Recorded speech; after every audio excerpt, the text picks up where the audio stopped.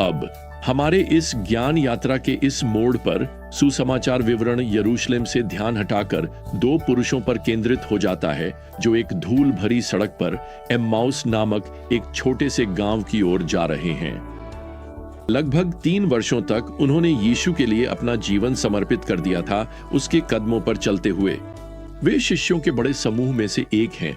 उनमें से एक का नाम क्लियोपस है और दूसरा शिष्य गुमनाम रहता है। अब लूका का सुसमाचार हमें यह विवरण 5 दृश्यों में देता है।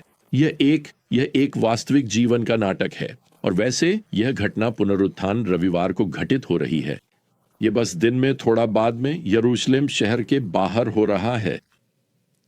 जब पहले दृश्य का पर्दा उठता है तो यह 2 शिष्यों को प्रकट करता है। उनके दिल दुख से भरे हुए हैं। पद 13 हमें बताता है, उसी दिन उनमें से 2 यरूशलेम से लगभग 7 मील दूर एम्माउस नामक गांव जा रहे थे। अब आप देख सकते हैं, ये सिर्फ 2 पुरुष नहीं हैं, बल्कि उनमें से 2 हैं। देखिए, ये मूल 12 में से नहीं है, लेकिन ये संभवतः उन 72 शिष्यों के बड़े समूह का हिस्सा है जिन्हें प्रभु ने प्रशिक्षित किया था। प्रभु ने उन्हें पहले लूका अध्याय 10 में प्रचार और चंगाई के लिए भेजा था। उन दिनों में जब क्रूस पर चढ़ाए जाने से पहले उन्होंने प्रभु का अनुसरण करते हुए अद्भुत सेवा कार्य किया था। लेकिन अब खैर यीशु मर चुके हैं। और जहां तक इन 2 शिष्यों का सवाल है, तो 3 साल जैसे पानी में बह गए। इस समय उनके सपने पूरी तरह से चकनाचूर हो गए हैं। क्रूस ने उनकी योजनाओं को भेद दिया है। तो अब वे क्या करें? उन्होंने अपने बैग पैक किए, अपने उपदेश के नोट्स और अध्ययन की बातें फेंक दी और वे यरूशलेम छोड़ रहे हैं। वे वापस अपने गांव जा रहे हैं और कोशिश करेंगे कि फिर से अपनी जिंदगी को वहीं से शुरू करें। अब इसी के साथ दृश्य 2 यहां पद 15 में खुलता है। जब वे आपस में बातें कर रहे थे और चर्चा कर रहे थे, तो यीशु स्वयं उनके पास आकर उनके साथ चलने लगे। वह शायद पीछे से आकर उन्हें पकड़ लेते हैं। तो यहां वे हैं, यीशु के बारे में अपनी निराशा साझा कर रहे हैं और यीशु उनके साथ चलना शुरू कर देते हैं। हालांकि पद 16 हमें बताता है, उनकी आंखें उसे पहचानने से रोकी गई थीं। देखिए, यीशु अभी नहीं चाहते कि वे उन्हें पहचानें। तो जब प्रभु उनके साथ चलने के लिए आगे बढ़ते हैं, तो वे उनसे यहां पद 17 में पूछते हैं, ये कौन सी बातें हैं जो तुम चलते चलते आपस में कर रहे हो? दूसरे शब्दों में आप जानते हैं, तुम लोग इतने परेशान क्यों हो?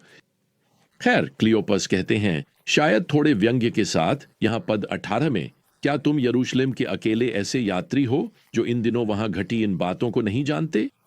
वह प्रभावी रूप से प्रभु से पूछ रहे हैं, क्या आप कभी बाहर नहीं निकलते? खैर, यीशु कह सकते थे, हां, बस आज सुबह ही और मैंने दरवाजा खुला छोड़ दिया था। या सच कहें तो यीशु बहुत कुछ कह सकते थे, लेकिन वे यहां पद 19 में धैर्यपूर्वक उत्तर देते हैं। कौन सी बातें? आप जानते हैं, आप किस बारे में बात कर रहे हैं? यरूशलेम में क्या हुआ? देखिए, यीशु एक महान शिक्षक हैं। वह अपने शिष्यों के भीतर की सबसे गहरी बातों को बाहर लाना चाहते हैं। तो इसी के साथ वे उस व्यक्ति को जिससे वे अभी अभी मिले हैं और जो लगता है कि हाल की घटनाओं से अनजान है, सारी बातें बताने लगते हैं। यहां पद 19 है। उन्होंने उससे कहा, यीशु नासरी के विषय में, जो एक भविष्यवक्ता था, जो परमेश्वर और सब लोगों के सामने कार्य और वचन में सामर्थी था, और हमारे महायाजकों और शासकों ने उसे मृत्यु दंड के लिए सौंप दिया और उसे क्रूस पर चढ़ा दिया।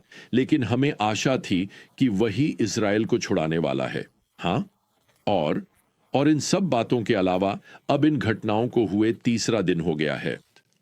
फिर वे यीशु को बताते हैं कि कुछ महिलाओं ने कब्र को खाली पाया और यहां तक कि स्वर्गदूतों को भी देखा, जिन्होंने उन्हें बताया कि यीशु जीवित हैं। लेकिन इन सभी पहेली के टुकड़ों के बावजूद ये दोनों पुरुष टुकड़ों को जोड़ नहीं पा रहे हैं, इसलिए उन्होंने अपना सामान बांध लिया है और वे घर लौट रहे हैं। अब यीशु इस पल पर उन्हें बता सकते थे कि वे कौन हैं, लेकिन वे ऐसा नहीं करते। और मुझे विश्वास है कि इसका कारण यह है कि यीशु चाहते हैं कि उनका विश्वास उनकी दृष्टि पर नहीं, बल्कि शास्त्रों पर आधारित हो। और इसी के साथ 3रा दृश्य शुरू होता है, जिसमें यीशु उन्हें शास्त्रों की शिक्षा देते हैं। वे यहां पद 25 में शुरू करते हैं।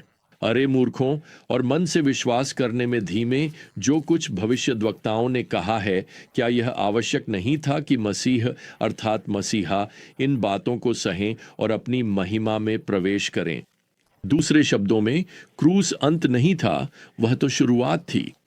इसने मसीहा की महिमा को नष्ट नहीं किया, बल्कि मसीहा के शत्रु को पराजित किया। इसलिए उसकी मृत्यु कोई बंद रास्ता नहीं थी। यह उन सभी के लिए अनंत महिमा का द्वार था जो उसका अनुसरण करते हैं। अब यहां पद 27 में वह हमें बताया गया है कि यीशु पुराने नियम की पढ़ाई 101 का सर्वेक्षण शुरू करते हैं। हम पढ़ते हैं, और मूसा से लेकर सब भविष्यद्वक्ताओं से आरंभ करके उसने उन्हें सारी पवित्र शास्त्र में अपने विषय में कही गई बातें समझाईं। क्या क्षण था यह! यीशु मसीह पूरे पुराने नियम का एक त्वरित पाठ पढ़ा रहे हैं, यह दिखाते हुए कि यह सब कैसे उनकी ओर इशारा करता है। तो यहां आपके पास जीवित वचन यीशु लिखित वचन की व्याख्या कर रहे हैं, यानी पुराना नियम। आप जानते हैं, हमें कभी यह नहीं बताया गया कि यीशु ने इस पुराने नियम की कक्षा में क्या कहा था। खैर, यह शायद सबसे महान पाठ है जिसे कभी दर्ज नहीं किया गया। लेकिन फिर भी, भले ही हमारे पास वह पाठ नहीं है, हमारे पास प्रभु की पाठ्य सामग्री है। इसे बाइबल कहा जाता है। अब यहां दृश्य 4 में वे एम्माउस गांव में पहुंचते हैं और ये दोनों शिष्य यीशु से आग्रह करते हैं कि वे उनके साथ रुकें और उनके साथ रात का भोजन करें, और यीशु सहमत हो जाते हैं। तो हम यहां पद 30 में ये पढ़ते हैं, यीशु ने रोटी ली और आशीर्वाद दिया, उसे तोड़ा और उन्हें दी, और उनकी आंखें खुल गईं और उन्होंने उसे पहचान लिया, और वह उनकी आंखों से ओझल हो गया।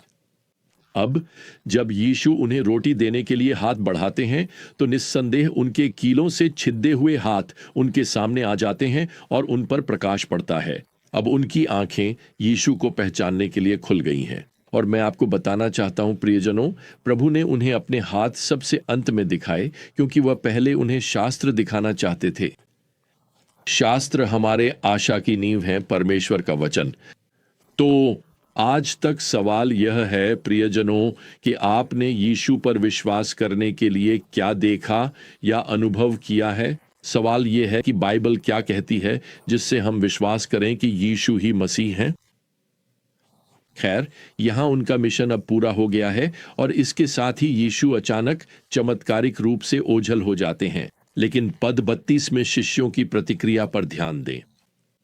उन्होंने एक दूसरे से कहा, क्या जब वह रास्ते में हमसे बात कर रहा था, जब उसने हमारे लिए शास्त्र खोले, तब हमारे दिल हमारे भीतर जल नहीं उठे थे?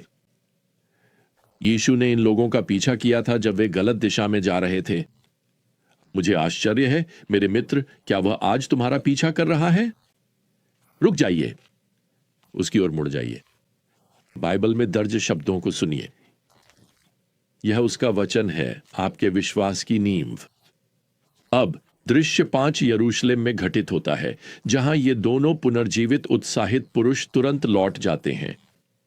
लूका यहां पद 33 में लिखते हैं, और वे उसी घड़ी उठकर यरूशलेम लौट गए। दूसरे शब्दों में, अब वे एक दूसरे से कह रहे हैं, खैर, अब कोई फर्क नहीं पड़ता कि दिन खत्म हो गया है, कोई फर्क नहीं पड़ता कि समय कितना भी देर हो गया है, हम फिर से उसी रास्ते पर लौटेंगे। वही रास्ता हमें फिर से आशा की ओर ले जाता है, वही रास्ता हमें फिर से सेवा में ले जाता है, वही रास्ता हमें बाकी शिष्यों के पास ले जाता है। हमारे पास करने के लिए काम है, क्योंकि यीशु जीवित हैं। जब वे यरूशलेम वापस पहुंचते हैं, तो उनकी गवाही अब और भी अच्छी खबर में जुड़ जाती है। शिष्य निश्चित रूप से पुनर्जीवित प्रभु के एक और प्रकट होने को लेकर बहुत उत्साहित हैं। वे यहां पद 34 में कहते हैं, प्रभु सचमुच जी उठे हैं। और फिर वे यह जोड़ते हैं, और वह शमौन को दिखाई दिए हैं। खैर, यह भी बड़ी खबर है। वैसे यह जो शमौन पतरस को दिखाई देने की घटना है, यह सुसमाचारों में दर्ज नहीं है। हालांकि इसका उल्लेख 1 कुरिन्थियों 15:5 में किया गया है, जहां पतरस को केफा कहा गया है, जो उनका मूल नाम है। प्रेरित पौलुस रोमियो 15:4 में लिखते हैं कि पवित्र शास्त्र इसलिए लिखे गए ताकि हमें आशा मिल सके। तो मुझे आपको बताना है, इन शिष्यों को अब फिर से आशा मिल गई है। उन्होंने इसे खो दिया था। ये दोनों यहां, खैर, वे एम्माउस की राह पर थे। वह रास्ता उन्हें आशा से दूर ले जा रहा था, वह उन्हें गलत दिशा में ले जा रहा था। क्या आप जानते हैं कि आज आपके और मेरे साथ भी ऐसा हो सकता है? हम निराश हो सकते हैं, हम कभी कभी हतोत्साहित हो सकते हैं, जीवन की पहेली के टुकड़ों को जोड़ने में असमर्थ हो सकते हैं। खैर, यहां एक अच्छी खबर है। यीशु मसीह जानता है कि आज आप किस रास्ते पर हैं। वह जानता है कि आप भौगोलिक रूप से, आत्मिक रूप से, भावनात्मक रूप से कहां हैं। तो शास्त्रों की ओर लौटें, ईश्वर के वचनों की ओर लौटें, बाइबल की ओर लौटें। शास्त्र हमें लेखक की ओर वापस ले जाते हैं और बाइबल हमें याद दिलाती है कि वह हमारे साथ उस धूल भरी राह पर चल रहा है। भले ही थोड़ी देर के लिए हम उसे पहचान न पाएं, हम उसकी उपस्थिति को देख न पाएं, लेकिन वह हमारे साथ है और वही हमारी हर आवश्यकता है। तो जब तक हम फिर से यात्रा शुरू न करें, प्रियजनों, प्रभु यीशु मसीह की कृपा, परमेश्वर का प्रेम और पवित्र आत्मा की संगति आप सभी के साथ बनी रहे। आमीन।